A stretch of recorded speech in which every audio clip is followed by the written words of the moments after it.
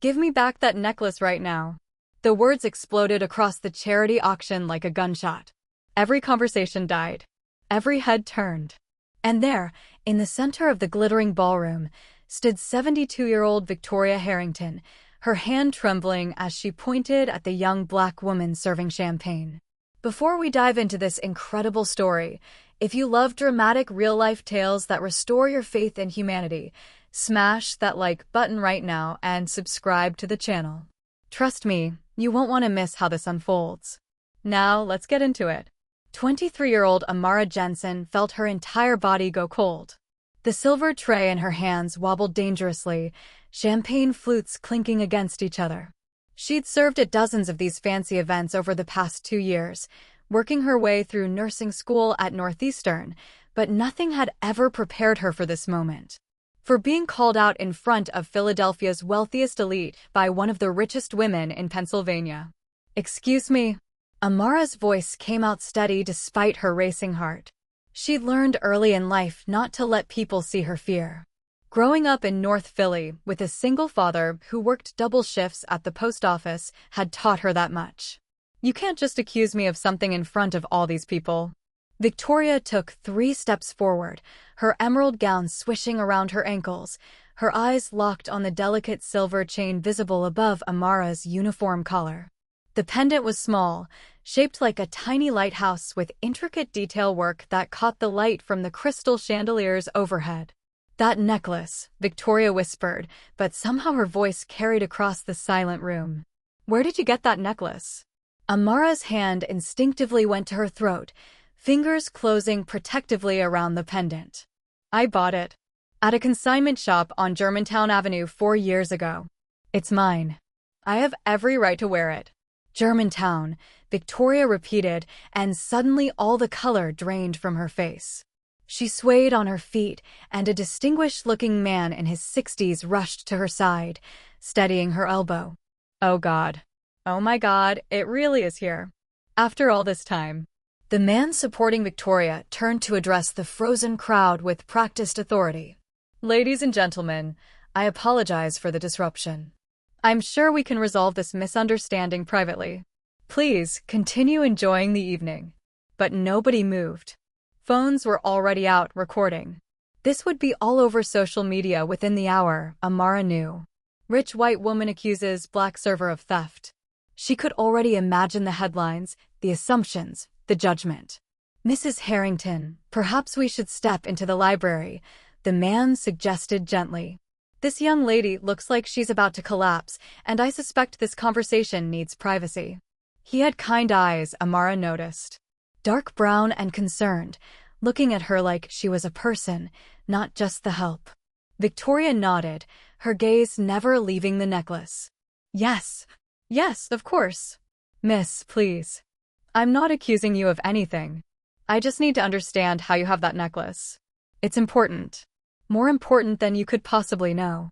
Amara looked desperately around for her supervisor or one of her coworkers, but they were all staring at her with wide eyes. Her friend Tasha, another server who went to Northeastern with her, mouthed "go" and reached for Amara's tray. Amara handed it over with numb fingers and followed Victoria Harrington toward a side door, her mind spinning with questions and fear. They walked down a hallway lined with portraits of stern-faced men in military uniforms and ended up in a wood-paneled library that smelled of old books and lemon polish. Floor-to-ceiling shelves held leather-bound volumes, and a marble fireplace dominated one wall. Victoria sank into a leather chair and pressed her hands to her face. Her shoulders shook. The distinguished man who'd helped her close the door and turned to Amara with an apologetic expression. "I'm sorry for the dramatic scene. My name is Robert Chin. I'm Mrs. Harrington's attorney and an old family friend." "And you are?" "Amara Jensen," she managed. "I work for Elite Events Catering. I'm a nursing student. I'm not a thief. I bought this necklace legally 4 years ago for $18 at Second Chance's consignment. I wear it every single day." "Nobody is calling you a thief," Robert said gently. "But I think you should hear Mrs. Harrington's story. It might help you understand why seeing that necklace affected her so deeply." Victoria lifted her face, and Amara was shocked to see tears streaming down the older woman's carefully made-up cheeks. This was Victoria Harrington, the pharmaceutical heiress, the woman who owned half of downtown Philadelphia, the philanthropist whose name was on hospital wings and university buildings. She'd seemed untouchable when she'd walked into the ballroom an hour ago, floating above the concerns of ordinary people. Now she looked broken. "I had a daughter," Victoria said, her voice raw. "Her name was Claire. She was my only child, my whole world. She loved the ocean. We had a summer house in Cape May, and she spent every possible moment on the beach, watching the lighthouse, collecting shells, dreaming about sailing away on adventures. When she turned 15, I had this necklace commissioned for her. A lighthouse. To remind her that no matter where she went, no matter how far she sailed, she could always find her way home to me." Amara's breath caught in her throat.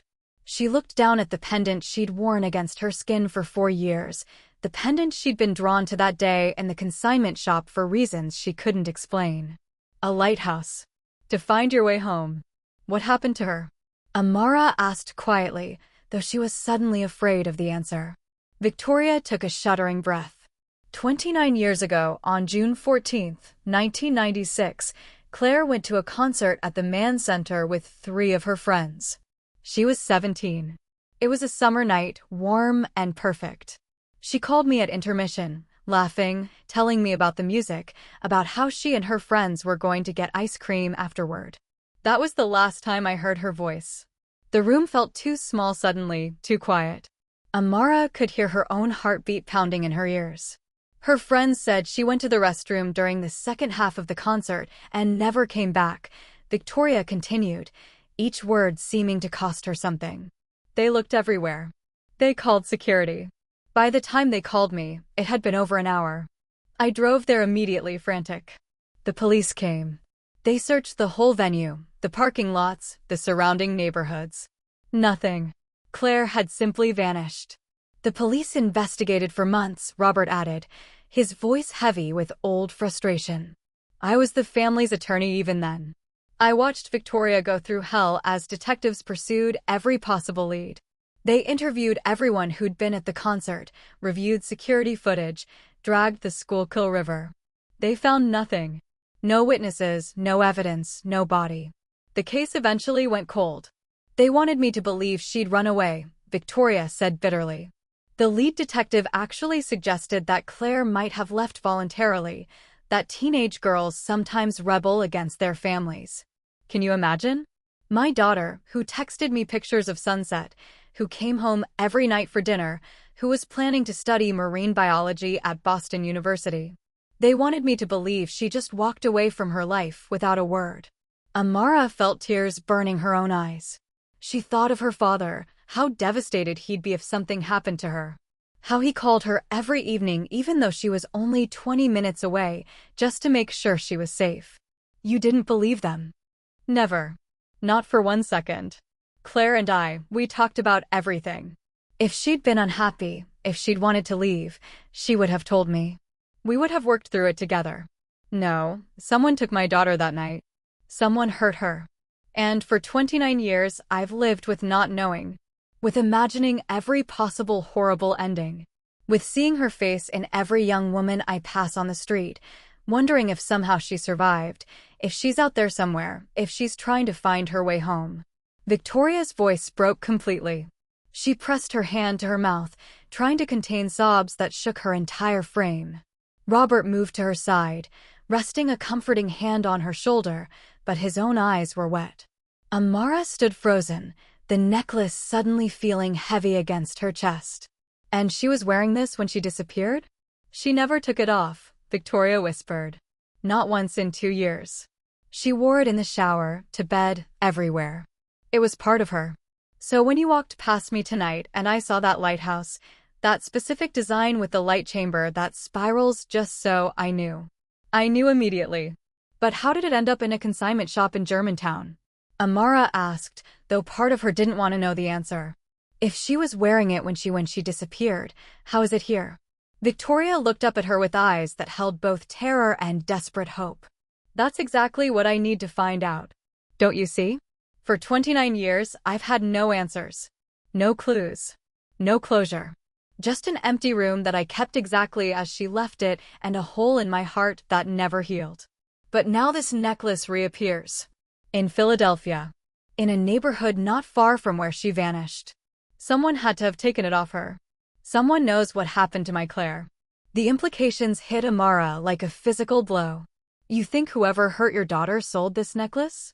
Or gave it away, or lost it, or any number of possibilities, Robert said carefully. But yes, the necklace being in that consignment shop means someone in the Philadelphia area had it.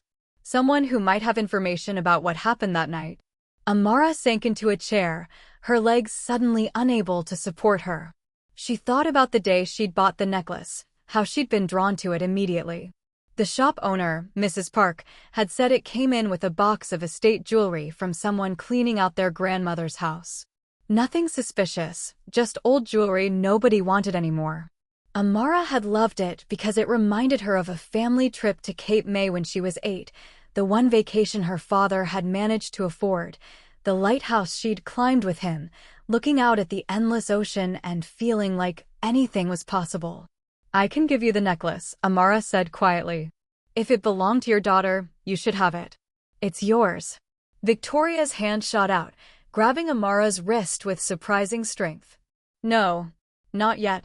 Please. I know this is asking a lot, but would you be willing to go back to that consignment shop with me? To talk to the owner, to find out where exactly they got the necklace? The police couldn't help me 29 years ago, but maybe now, with this new lead, maybe we can finally get answers.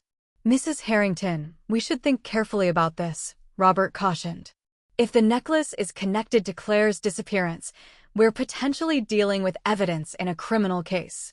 We should contact the police, let them handle the investigation. The police had their chance. Victoria's voice rose, sharp with decades of frustration. They gave up on my daughter. They closed her case and moved on with their lives while I've spent nearly 30 years in agony. I'm not letting this opportunity slip away because of protocol. I need to know what happened.